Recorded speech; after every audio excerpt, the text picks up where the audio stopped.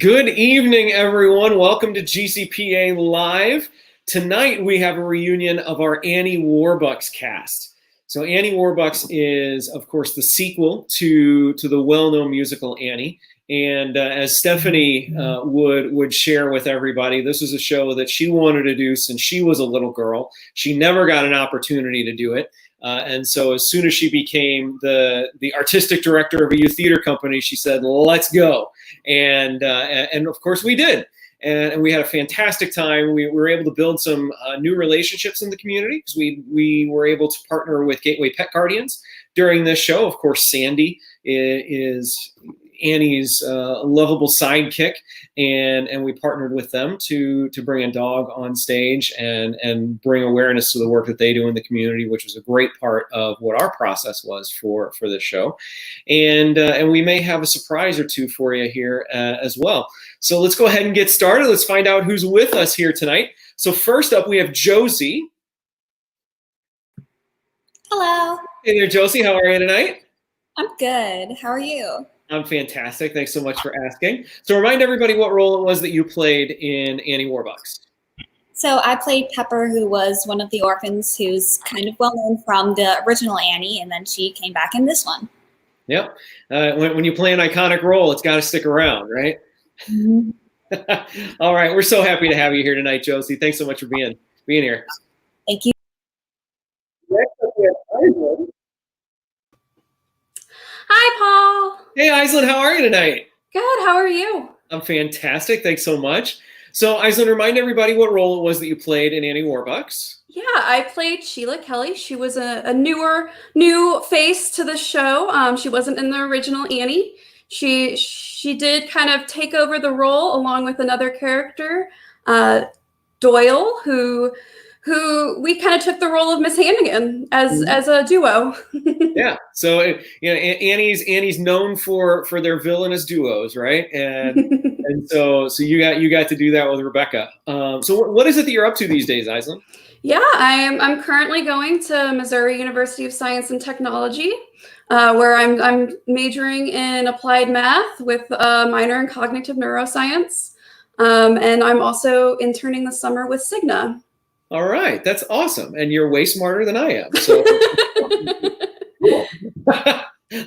I can smile and nod as you talk about that, thinking I have no idea what that means, and I never will, and that's okay. I'm glad that there are people like you who can do that, because I sure as heck can't. It's so great to have you here tonight, Aislinn. Thank you. Thanks. Next up, we have Scotty. Hi. Scotty, how are you? Matt, sorry, he's in the way. That's all right. You brought a friend with you tonight too. Yeah. So Scotty, remind everybody what role it is that you played in Annie Warbucks. I played Alvin, the farmer from Tennessee who finds Annie after she runs away.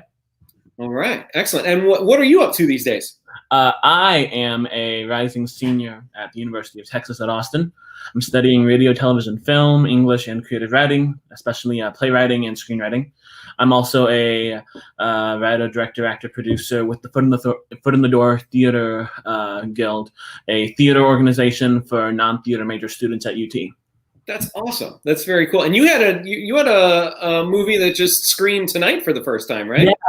Yeah. I made a short film last summer, and it screened along with my brothers on a YouTube premiere that we then had to talk back with afterwards. That's awesome. Well, I'm so glad that you were able to join us in that busy schedule that you're. Thanks for inviting me. I'm happy to join. Thanks, Scotty. Next up, we have Addison. Hey, how's it going? Great, Addison. How are you doing tonight? I'm doing good. Yeah. Excellent. So glad to have you here. So remind everybody what role it was that you played in Annie Warbucks. So I played Daddy Warbucks, the big booming billionaire who loved to adopt little children, because that's what happens at the end of the play there. Yeah. Right? What's 2 or 3 more, right? Yeah, what's 10 more? Why not? He's got the house for it. That's right. So Addison, what is it that you're up to these days? So right now, pretty much right out of high school, I joined the National Guard. So I am now in the Army as a military police officer there, part-time. I also work at Best Buy full-time as the Apple Pro. So if your MacBook's broken, I can help you out with that. and also going to Lindenwood this fall for cinema studies. All right, excellent. And let me say, Addison, thank you very much for your service. Oh, yep, get that all the time. I forget it happens. Yeah, no problem. Yeah, Addison, thanks so much for spending some time with us here tonight. We're so happy to have you. All right, yeah. And last but certainly not least, we have Annie herself, Jane. Hi. Hey, Jane, how are you? I'm doing well. How about you? I'm fantastic. So you got to play Annie in Annie Warbucks. Yes. You're a little older now than you were then. I'd say so. I'd say if that show wasn't like a month later, I wouldn't have. It was like right before my growth spurt. Like I would not have been able to play it. Well, we are very glad that we produced it at a time where you hadn't grown yet. Yeah. And that you could play the role. Mm-hmm. We're excited to have you here tonight, Jane. Thanks so much. So let's go ahead and bring everybody out.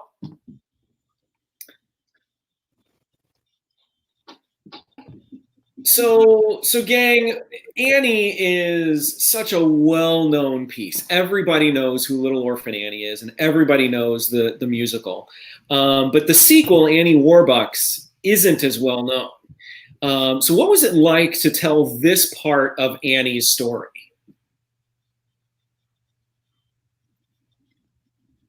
I can start. All right. I think in this one, I don't know about the. I mean, I know a lot about the first Annie, but I feel like in this one she has a little bit more spunk, even though she has a lot in the first one. I think this is a show when she also has a deeper emotions because she faces some pretty big problems. She runs away and everything. But I'd say she has a bit more of a sassy flair in the second one. Maybe that's just me though, who just added it. You never know. You did a fantastic job telling the story. You made Annie your own, which is of course what we like to see. So Addison, you mentioned before that Danny Warbucks he adopts a whole bunch more kids at the end of this. Yeah, he does. And we know that in the first one he was a little reluctant to actually adopt Annie. Yeah, it's I was kind of thinking about that when Jane mentioned how Annie kind of got a little bit more character, more spunk into it, because I was thinking at the same time you really get more emotion out of Warbucks as well with this one. You don't really see that. He's still kind of that billionaire philanthropist in the first one, and even kind of in the beginning, but you definitely get a lot more emotions as he kind of becomes that father figure in Annie Warbucks. So it was definitely interesting to learn how to play that character who's developing emotions for like the first time almost. Yeah, and I think that's a really great way to describe that, because in the business world, and what we see in the first part of Annie's story in Annie the musical, like you mentioned, he's that billionaire philanthropist. He's a businessman, and that's really the only lens that he sees the world through. But like you mentioned, this one we get to see him find what emotion really is, right? And that love and care for a little girl. Yeah, it's definitely, there's definitely some moments where you coming up to me telling try it this way was probably really important, because we're all human. He's kind of a robot just making money at the beginning, so the directive input was definitely helpful. I think he did a great job of that. Well, thank you. And I mean, we couldn't do anything of what we do if it weren't for what you all bring to the table as well. And so Scotty, you play a character, and Aislinn, you mentioned a little bit ago, but you both play characters that weren't in the original story of Annie. You appear here in her sequel. What was that like, bringing two characters that were new to the story to life? Yeah, it was interesting because I had never heard of Annie Warbucks. and I'm really glad that I heard of it through this because it was a wonderful experience. And I had never really been in a show before, so it was kind of the double whammy of that. But it was interesting finding that space in Annie Warbucks that didn't exist in Annie. Like Alvin is a Depression era farmer, and I feel like the politics of the era didn't really come up in the original Annie, but they're kind of brought up as a major subplot in this movie where this is my cat, hi, where Alvin needs economic relief from the ongoing crisis. And that was interesting, sort of being the character who is a mostly comedic character, but kind of embodies the new political angle of the sequel. Mm-hmm. Yeah, and that's a really great thing to bring out. And of course, right now, where we're looking at the pandemic that we're in right now, and what that economic support means, and particularly for, like you mentioned, Alvin, like he's a Depression era farmer, and he's struggling to put food on his table. And just the care that he took, even in those hard times, to then take care of Annie and get her where she needed to be. And your cat is really ready to play. He is. He does not like when I'm sitting at the computer. He's like, why aren't you like that and letting me tackle you? And it's like, it's okay, buddy. And you're gonna go on the floor now. Goodbye. So Aislinn, again, you created a role that wasn't there in the original. What was it like in that villainous duo that you were able to create with Rebecca as Sheila and Doyle? Yeah, that duo was my absolute favorite. I had been in shows with Rebecca before, as well as classes within GCPA. And we'd already kind of built that relationship together. So being able to play side by side, that was so much fun. And I feel like we played a lot off of each other, and we were able to kind of take those cues from each other to really build upon that humor and build upon all of that. Yeah, and it was really cool to watch you work during that because you mentioned you'd worked together before, mm-hmm. and the trust that you had with one another, you were both willing to try new things in the moment, and we were able to build upon those ideas that you had in order to find those comedic moments. Yeah, as the villains build their case to try to get Annie. Yes, definitely. This was definitely one of my favorite roles I've definitely played, and it was so much fun, especially getting to play it with Rebecca and getting to the chance to learn and expand upon my skills as an actor and as in musical theater as well. Even though I didn't end up going into musical theater, it was still so much fun and so much great experience that I took from that role. Yeah. So Josie, let's come over to you. So Pepper is a little spitfire in Annie, and she continues in Annie Warbucks. What was it like in playing this very well-known character in the sequel? Well, it was kind of had to be a combination of being the original character, but also showing how Pepper has grown during the small time that has passed from the original Annie, and then during the story to show her character development. Even though there isn't too much because she is just a little girl, she does grow and change a little bit. She definitely keeps some of her spunk and some of her spunk stuff, but she does get a little bit of a softer side towards the end of the musical. Mm-hmm.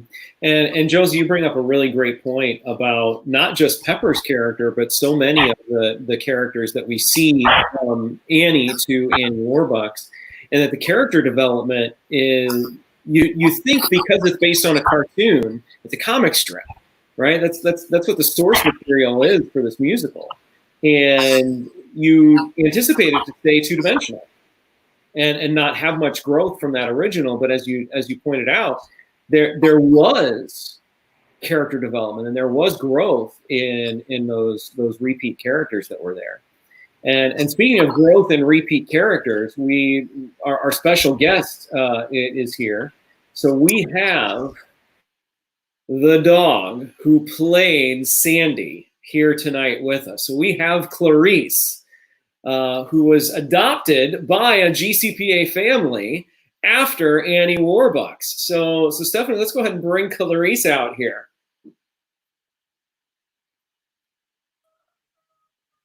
Hi, Clarice.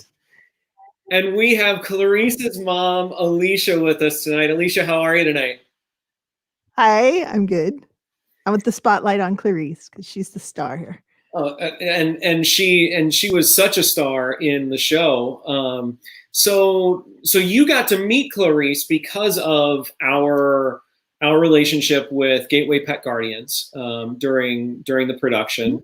Gateway Pet Guardians helped us find a dog that was going to be good on stage, as well as good with the kids, and that's how you got to meet Clarice. What ultimately caused you to want to adopt Clarice after the production?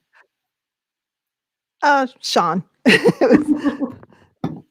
So my kid Sean did a number of shows with GCPA before they went off to college. So they fell in love with Clarice, so she came home with us.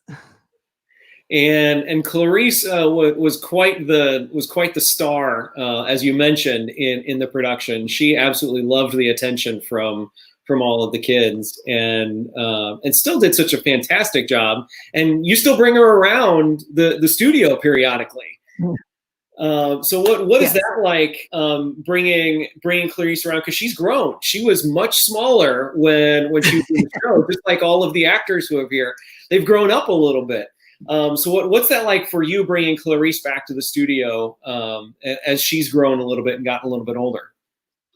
So she still loves people. She loves the kids. She's very motivated by food, which was helpful on stage. Oh, no, don't leave, baby.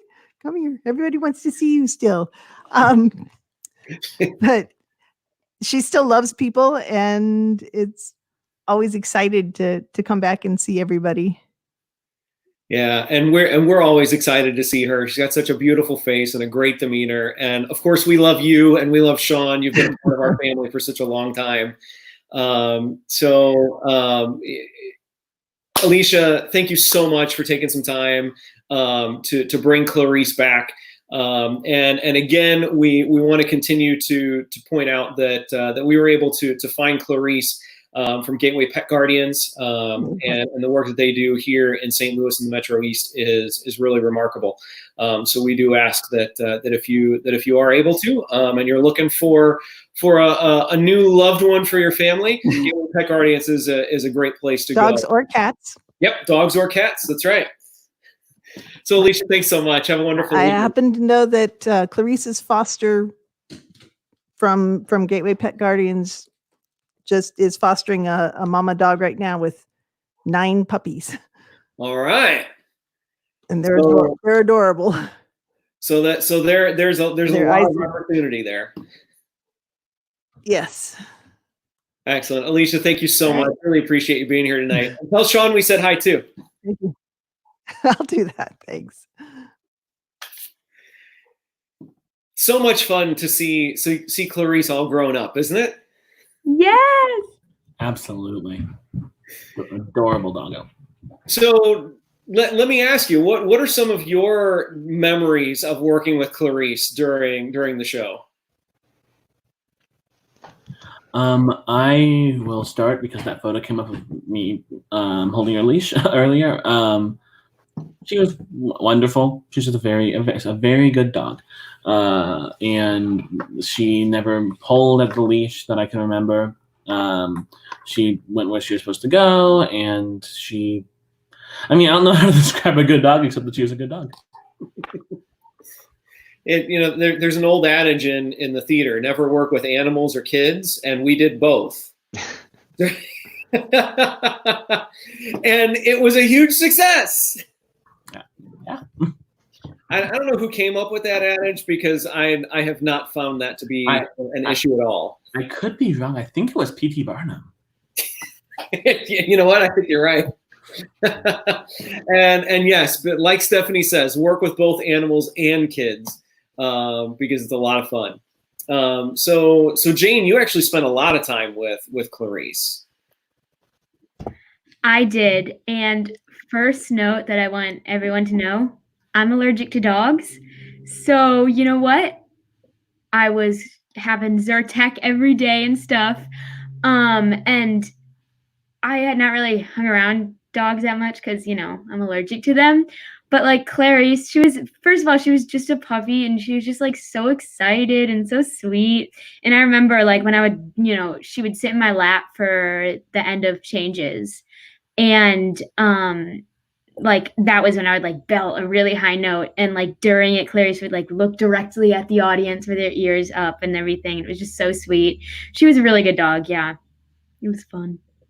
And there you are. Yeah, that was I do remember that moment. So that picture, that moment, that was the one time during the show that Clarice seemed to hear every little thing. Yes. and want to turn and look. Where's that coming from? Mm-hmm. Because there was a set change happening. Yeah. On the edge of the curtain.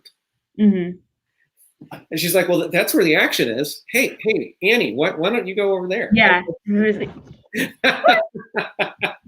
Yeah. So, of course, we've got this iconic role of Sandy. We've got that opportunity to work with some wonderful canine friends. But Josie, Jane, Addison, you play three of some of the most iconic roles in all of musical theater canon. So what was it like to make those roles your own? So I guess I'll start. So one of the first things I really thought, and I did this during the like the callbacks for the role, it was the first thing I thought was this character has a big booming bassy voice. So then I just took my normal and then brought it down here and then just really exploded with my diaphragm.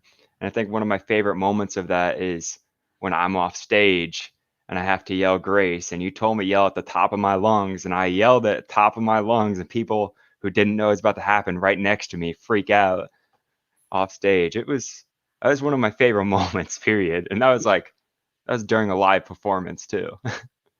People forgot that was supposed to happen. And you got quite a few laughs from that moment. Yeah.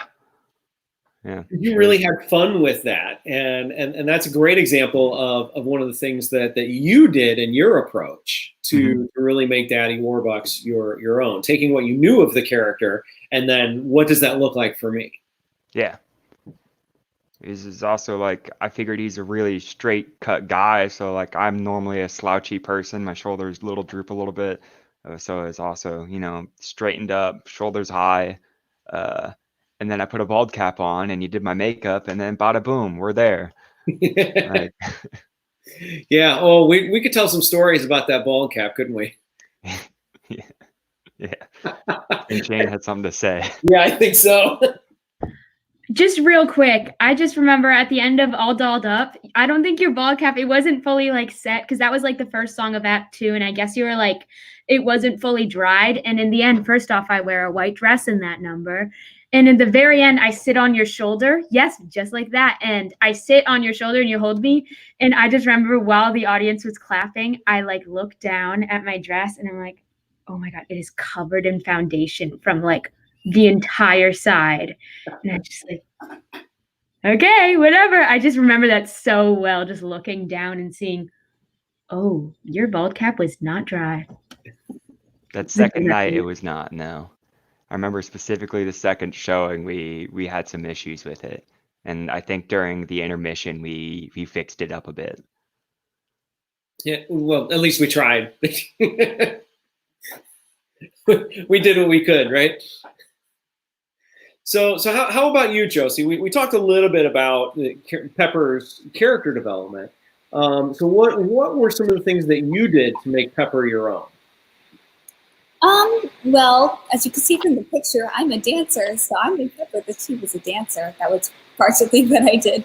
Um, but I tried to bring like my own caring spirit into it a little bit. That she was still like sassy and spunky, but she did care for the other orphans since she is one of the older ones, if not the oldest. I'm not sure if it specifically said, but since I was one of the oldest cast members playing the orphans, I tended to look out for the younger kids. So I brought that into my character and had it that while she was like not showing as much emotion, there were times that you could see that she really did care for the other girls. So I feel like that was one of the main things that I brought to the character. Yeah, and that was so evident in your performance, and like you mentioned, it added that layer of depth where Pepper can be just very harsh, and she's got that wall, but the true care came out in the way that you dealt with the other actors, both on stage when we were performing as well as off stage, and really helping them get along throughout the process. So Jane, how about you? Like everybody knows who Little Orphan Annie is, and everybody has an idea of what Little Orphan Annie should be, and here you are. Yeah. Talk to us about how you made Annie your own.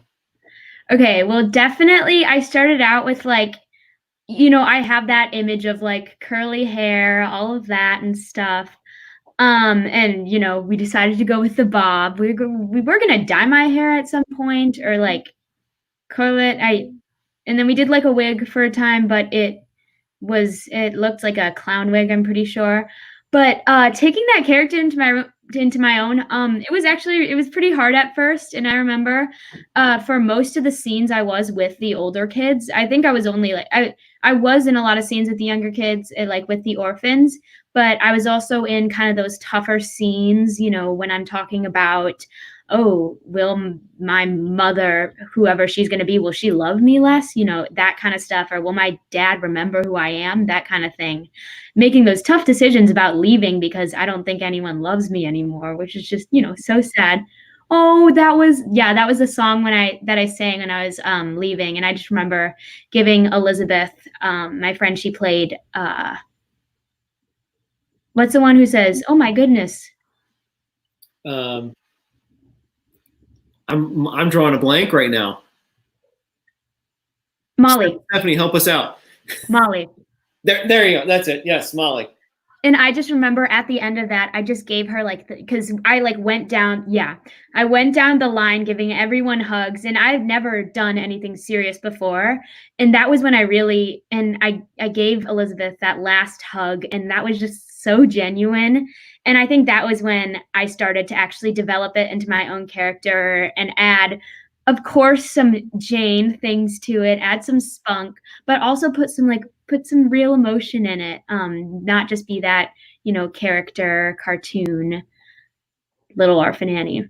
Yeah. Oh, I just remember that scene. That was amazing. Yeah. And that I agree. That moment was an aha for you as an actor, recognizing where you fit in terms of telling Annie's story. Mm-hmm. And from there, just the domino effect that had with all of the rest of the work that you did was really spectacular. So gang, we've been recounting a couple of the things that have happened throughout the story, telling the story. But what are some of your favorite stories or favorite moments from the process or the show that you'd like to talk about? All right. Sorry. One of the funniest things that happened in this whole production goes out to Jack Villard, right? So there is a moment where Warbucks is about to get in some financial trouble, and so his lawyer, who's played by Jack, says, "We're in some deep," and then gets cut off. But so we're talking to him because he stops and he's supposed to be cut off, and he just kind of stops mid-sentence. And so you kind of have like a little side conversation, and you're like, all right, we're going to shiitake mushrooms, essentially. And he misunderstands that, and he thinks, okay, I'm going to say it. So in front of all these kids, he just says, we're in some deep, and then just swears right in front of these little kids, and I'm losing it. We had to cut. It was super funny to me.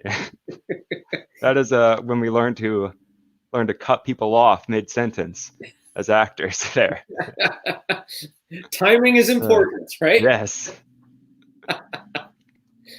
Isa, it looked like you had a story that you wanted to share. Yeah, this was during one of the shows. I can't remember which show, but there was a point after All Dolled Up that I as Sheila Kelly, I sang a lullaby to Annie as she was laying in my lap. And one night, I'm starting to sing, and I can just tell my mic's not working.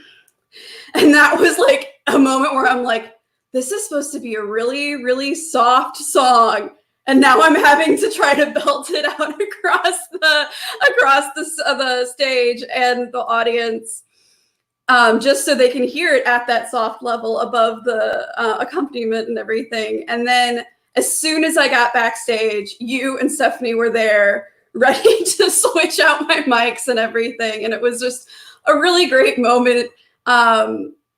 Especially with like there were casts back there too, and I was like, I know I'm going to need a quick change now, but I'm not going to be able to get my costume back from behind or in the dressing room and everything, and people really stepped up there, and it was a really good moment of showing both the technical level that goes into a show, as well as showing how close our castmates get and trying to help each other out throughout the whole show. Yeah. Yeah, I remember that moment, having a heart attack where, her mic went out. Yeah, I had that little heart attack moment too on stage. But you handled it so well, and you kept going. Like, yeah, it didn't phase you. You kept in the story. You kept telling the story, and that's all you needed to do. And right. you did a really great job with that. Scotty, Josie, Jane, any stories you'd like to share from the show? I do have a little thing just about Iceland. Just when she said that, I just specifically remember, so I had to pretend that I was like asleep on her lap. And oh my gosh, I just remember like, your mic was out, and I just felt like your diaphragm just started pushing like really hard. And I was like, because I don't think I was, I knew you were getting louder, but I also thought that could have just been the mic. And I was like, whoa, she's really going for this lullaby. And I was just like trying to go to sleep, just trying not to smile, and just, woo! I just remember feeling your stomach like start to tighten a lot. An actor responds.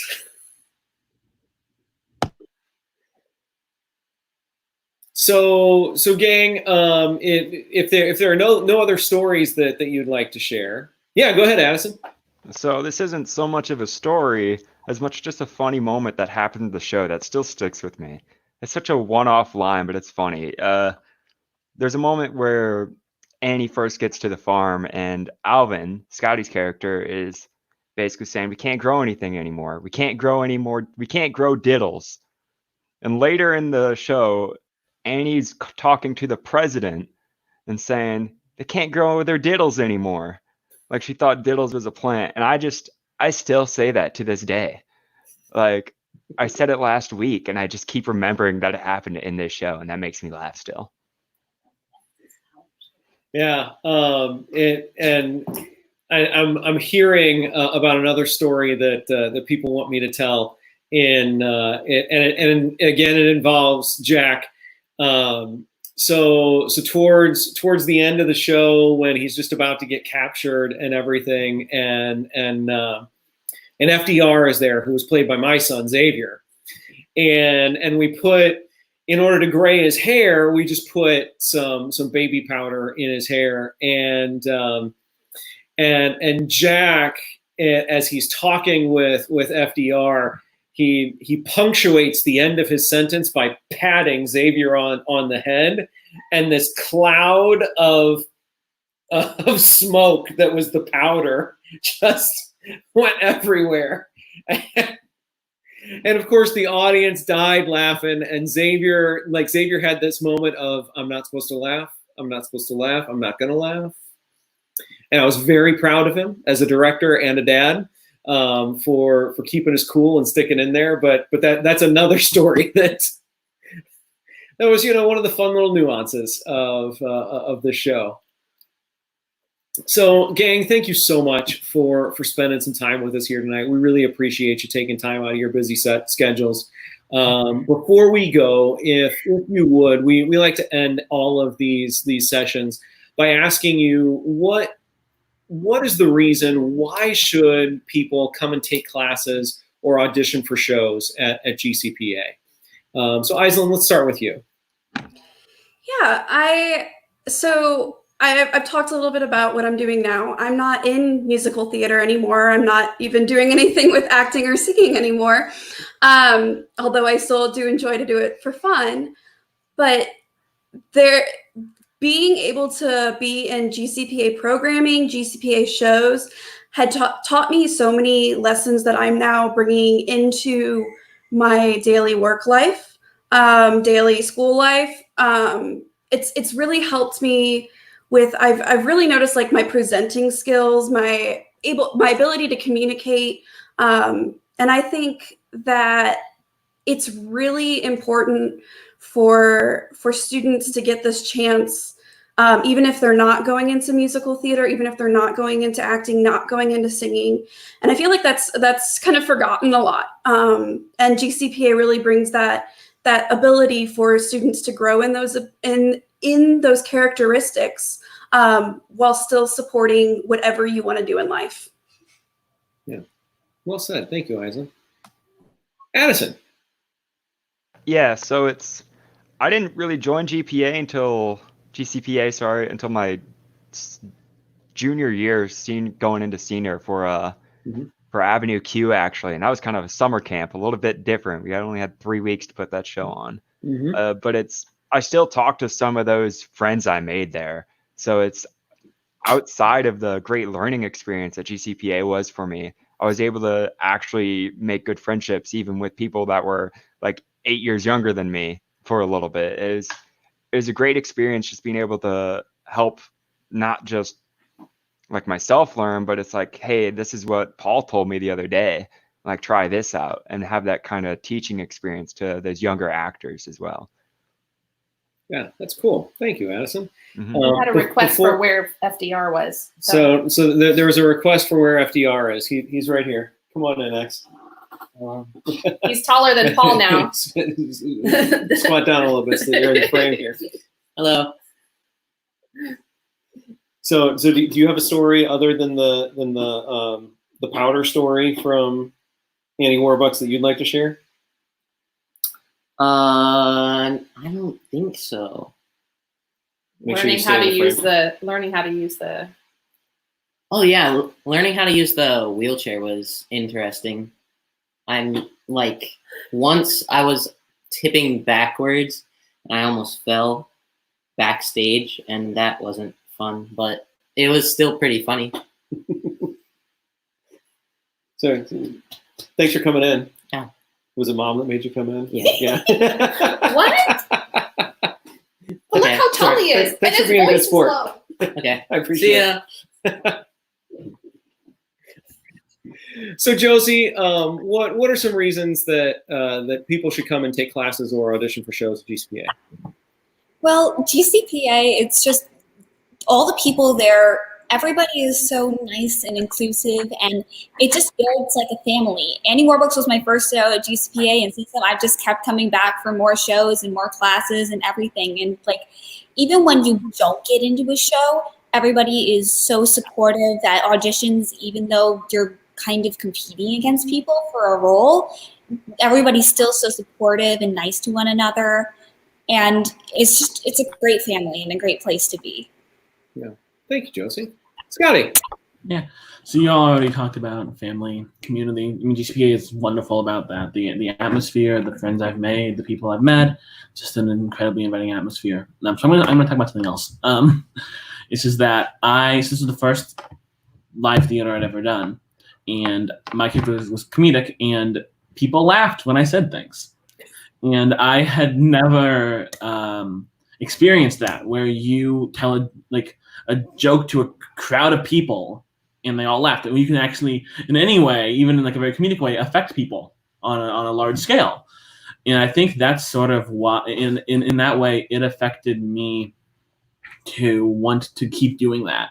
I think GCPA for a lot of people makes them realize the power in storytelling, makes them realize as you're in it, whether or not you're going to go into this for your career or not, the kind of effect that stories and theater can have on people, both who are in them and who watch them.